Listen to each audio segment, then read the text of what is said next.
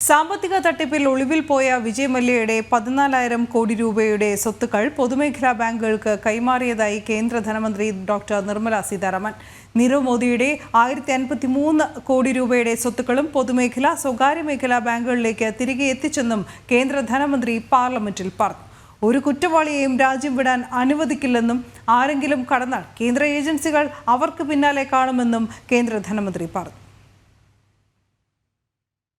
Enforcement directorate 22,280 കോടി രൂപയുടെ സ്വത്തുക്കളാണ് ബാങ്കുകളിൽ പുനഃസ്ഥാപിച്ചത്. സാമ്പത്തിക തട്ടിപ്പിന് ഇരകളായവർക്ക് ഈ പണം ലഭിക്കും. ഒളിവിൽ പോയ സാമ്പത്തിക കുറ്റവാളി വിജയ് മല്യയുടെ 14,131 കോടി രൂപയുടെ സ്വത്തുക്കൾ പൊതുമേഖലാ ബാങ്കുകളിൽ പുനഃസ്ഥാപിച്ചതായി ധനമന്ത്രി നിർമ്മല സീതാരാമൻ ലോക്സഭയെ അറിയിച്ചു.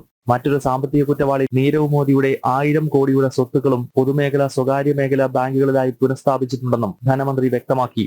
ഒരു കുറ്റവാളിയെപ്പോലും രാജ്യം വിടാൻ അനുവദിക്കില്ലെന്നും രാജ്യം വിട്ടുപോയവർക്ക് പിന്നാലെ കേന്ദ്ര ഏജൻസികളുണ്ടെന്നും നിർമ്മല സീതാരാമൻ ഓർമ്മപ്പെടുത്തി. അടുത്തിടെ വിജയ് മല്യയുടെ ഫ്രാൻസിലെ 14 കോടി രൂപയുടെ സ്വത്തുക്കൾ ഇഡി കണ്ടുകെട്ടിയിരുന്നു. ഫ്രാൻസിലെ ഏജൻസികളുടെ സഹായത്തോടെയായിരുന്നു ഈ നീക്കം. വിജയ് മല്യ നിലവിൽ ലണ്ടനിലാണ്. ഇയാളെ തിരികെ എത്തിക്കാനുള്ള ശ്രമങ്ങൾ ഊർജിതമായി തുടരുന്നുണ്ട്. നീരവ് മോദിയാകട്ടെ UK ജയിലിലും. ജനം, ഡൽഹി.